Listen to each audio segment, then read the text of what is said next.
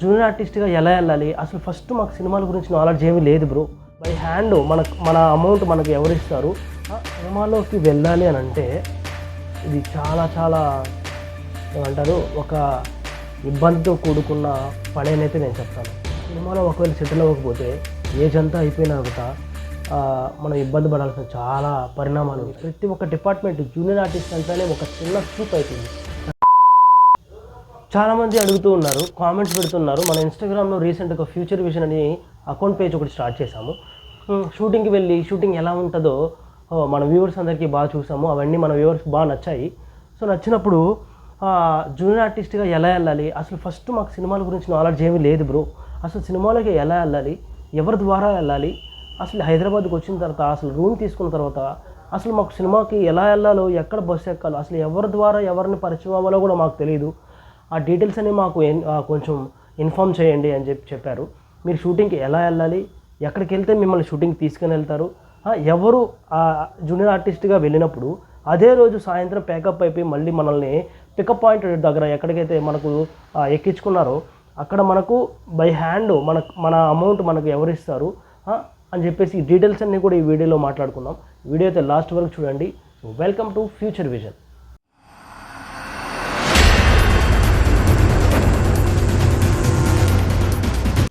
వీడియోలోకి వెళ్ళే ముందు ఫ్రెండ్స్, యూట్యూబ్ ఛానల్ అయితే మనం కొత్తగా స్టార్ట్ చేసాము. యూట్యూబ్లో చూసేవాళ్ళు ఆ ఫ్యూచర్ విజన్ అని ఇన్స్టాగ్రామ్లో ఉంటుంది. ఎవరైతే మన పేజ్ని ఫాలో చేయలేదో వాళ్ళు మన పేజ్ని అయితే ఫాలో చేసుకోమని నేనైతే తెలుపుతున్నాను. ఫ్రెండ్స్, ఫస్ట్ ఆఫ్ ఆల్ సినిమాలోకి వెళ్ళాలి అని అంటే ఇది చాలా చాలా ఏమంటారు ఒక ఇబ్బందితో కూడుకున్న పని అని అయితే నేను చెప్తాను. ఎందుకంటే సినిమాలోకి వెళ్ళాలి అని అంటే ఫస్ట్ ఆఫ్ ఆల్ ఇంట్లో వాళ్ళు ఒప్పుకోరు. జాబ్ లేకుండా హైదరాబాద్లో ఎందుకున్నాం, హైదరాబాద్ నుంచి వచ్చేసి అని అడుగుతారు.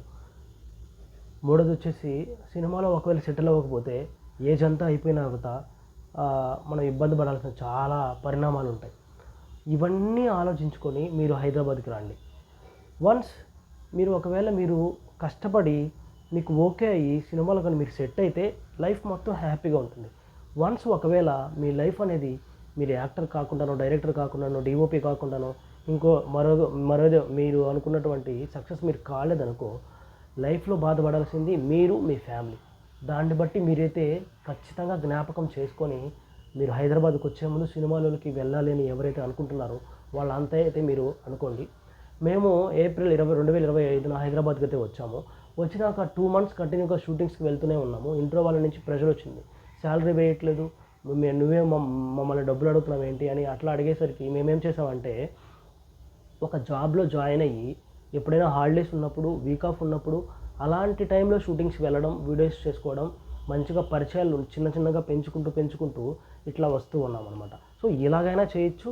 లేదంటే లేదు బ్రో మేము కుంభస్థలం కొట్టేస్తాం అని ఎవరైతే అనుకుంటున్నారో వాళ్ళు కంటిన్యూగా దాని మీదే ఫోకస్ చేసి ఒక 2 years, 3 years, 5 years మీరు అయిపోతే మీ లైఫ్ సెటిల్ అయిపోతుంది. లేదంటే అడిషనల్గా మీరు ఏదైనా ఆపర్చునిటీని కానీ ఏదైనా వెతుక్కొని పెట్టుకుంటే మీకు మంచిదని అయితే నేను అనుకుంటున్నాను.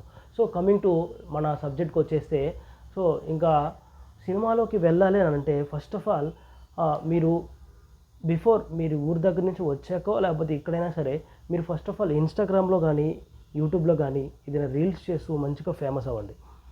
ఫేమస్ అయిన తర్వాత ఇక్కడికి వచ్చిన తర్వాత ఈ విధంగా నేను ఈ రీల్స్ చేశాను, ఈ విధంగా నాకు ఇంతమంది ఫాలోవర్స్ ఉన్నారు అని మీరు చెప్పిన వెంటనే ఎవరైనా సరే ఒప్పుకొని ఓకే అని యాక్సెప్ట్ చేస్తారనమాట. సో ఇవన్నీ తెలియదు, ఈ బ్యాక్గ్రౌండ్ ఏమీ లేదు, రీల్స్ లేవు, ఏమీ లేవు, ఎవరు కూడా పరిచయం లేదు. అసలు సినిమా షూటింగ్కి ఎలా వెళ్ళాలి? మేమైతే ఫౌజీ సినిమాకి వెళ్ళాం, పెద్ది మూవీ షూటింగ్కి వెళ్ళాం, సీరియల్ షూటింగ్స్కి వెళ్ళాం, యాడ్ ఫిల్మ్ షూటింగ్స్కి వెళ్ళాం, విస్ఫెక్షన్ సినిమా షూటింగ్కి వెళ్ళాం, నవీన్ పోలిశెట్టి సినిమా షూటింగ్స్కి వెళ్ళాం, ఇంకా చాలా చెప్పుకుంటూ పోతే చాలా ఉంటాయి. సో ఫస్ట్ ఆఫ్ ఆల్ నేనైతే ఒక సజెషన్ అయితే మీకు ఇస్తాను. సినిమా గురించి తెలియకుండా, సినిమా నాలెడ్జ్ ఎవరికి లేకుండా సినిమా షూటింగ్లోకి అడుగు పెట్టాలంటే ఎవరిని పెట్టనివ్వరు, ఎవరి పరిచయాలు లేకుండా. సో బయట నుంచి వస్తున్న మనల్ని సినిమా షూటింగ్కి తీసుకెళ్ళాలి అని అంటే యూసఫ్ కూడా కృష్ణానగర్కి అయితే మీరు వెళ్ళాలి. మీరు యూసఫ్ కూడా కృష్ణానగర్కి వెళ్తే మిమ్మల్ని సినిమాలకైతే ఈజీగా తీసుకెళ్ళిపోతారు. కాకపోతే ఇక్కడ చిన్న కండిషన్ అయితే ఉంటుంది. మీరు షూటింగ్స్కి వెళ్ళాలి, రెగ్యులర్గా సినిమా సెట్లను చూడాలి అని అనుకునే వాళ్ళు నేను రిఫర్ చేసేది ఏంటంటే కృష్ణానగర్ యూసఫ్గూడ ఏరియాలోనే మీరు రూమ్ తీసుకుంటే ఎర్లీ మార్నింగ్ మీరు వెళ్తేనే అక్కడ వాళ్ళు మిమ్మల్ని తీసుకెళ్తారు, లేదంటే సినిమా షూటింగ్కి తీసుకెళ్లరు. ఎర్లీ మార్నింగ్ 4:30 నుంచి 5 లోపు అక్కడ ఉండాలి. Pillar number 1550 Yousufguda. అక్కడికి వెళ్ళారనంటే రామ్రాజ్ ఏజెంట్ అని ఉంటారనమాట, మేనేజరు, జూనియర్ ఆర్టిస్టుల మేనేజర్. ఆయన మాత్రమే సాయంత్రం కల్లా మీకు రిటర్న్ అవ్వగానే ప్యాకప్ అయిపోయిన తర్వాత 400 రూపీస్ మన చేతిలో పెట్టేస్తారు. ఇంకా వేరే వాళ్ళు అయితే వాళ్ళు ఒక ఎక్స్ట్రా 50 రూపాయలు 100 రూపాయలు ఇవ్వచ్చు. కానీ అది వాళ్ళు ఎప్పుడు ఇస్తారో తెలియదు, ఎక్కడ ఇస్తారో తెలియదు, వాళ్ళని అప్రోచ్ అయ్యే విధానం కూడా మనకు తెలియదు. అదే మీరు ఈ రామ్రాజ్ అనేటటువంటి వ్యక్తి దగ్గరికి వెళ్ళారంటే సాయంత్రం కల్లా మీకు 400 రూపీస్ చేతికి ఇచ్చేస్తారు.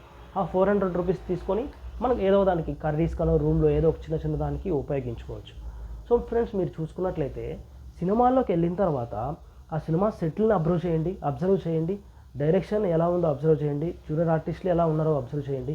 జూనియర్ ఆర్టిస్టులని చిన్న చూపు చూస్తారు షూటింగ్ షెట్లో. డైరెక్టర్ అయితేనేమి, ఇంకా లైట్ డిపార్ట్మెంట్ అయితేనేమి, ఆర్ట్ డిపార్ట్మెంట్ అయితేనేమి, ప్రతి ఒక్క డిపార్ట్మెంట్ జూనియర్ ఆర్టిస్ట్ అంటేనే ఒక చిన్న చూపు అయిపోయింది.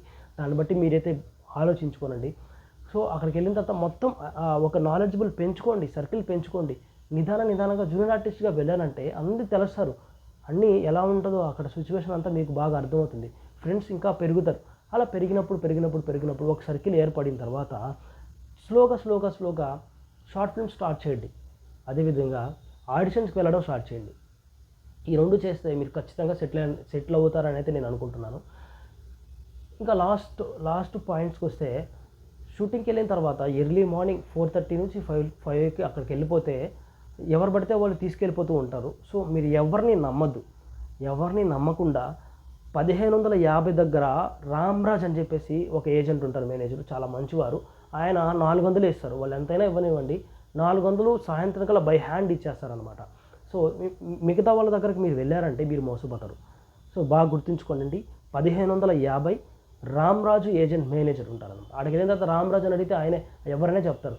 సో ఆయన దగ్గరికి వెళ్ళి ఆయన ఎక్కిచ్చే బస్సులను మాత్రమే తీసుకెళ్తారు. ఇంకొక పాయింట్ ఏంటంటే, అక్కడికి వెళ్ళిన తర్వాత మనం అక్కడ నిల్చున్న తర్వాత వాళ్ళకి ఎంతమంది మెంబర్స్ కావాలో అంతమందిని తీసుకెళ్తారు. ఎట్ ద సేమ్ టైం వాళ్ళకి ఎలాంటి క్యారెక్టరైజేషన్స్ కావాలో వాళ్ళని తీసుకెళ్తారు. గడ్డ ఉన్న వాళ్ళు కావాలి ఈరోజు, లేదంటే బాగా హైట్గా వెయిట్గా మంచిగా ఉన్న వాళ్ళు కావాలని సినిమా వాళ్ళు ఇన్ఫామ్ చేస్తారు. వాళ్ళని మాత్రమే సెలెక్ట్ చేసి తీసుకెళ్తారనమాట. సో రోజు వెళ్ళి అక్కడ నిల్చోనండి. బై ఛాన్స్ మీరు మంచిగా ఉండి వాళ్ళకి క్యారెక్టర్ ఓకే అనిపిస్తే మిమ్మల్ని అయితే బస్సు ఎక్కిచ్చేస్తారు. నేరుగా సినిమా షూటింగ్ స్పాట్కి అయితే మనం వెళ్ళిపోతాం. పెద్ద యాక్టర్స్, పెద్ద డైరెక్టర్స్, పెద్ద డిఓపీస్ అందరినీ కూడా మనం సినిమా సెట్లు అయితే చూడొచ్చు అనమాట. సో ఇది ఫ్రెండ్స్ ఇవాల్టి వీడియో. మరిన్ని వీడియోస్ కోసం మన ఛానల్ని ఫాలో చేయండి, సబ్స్క్రైబ్ చేయండి.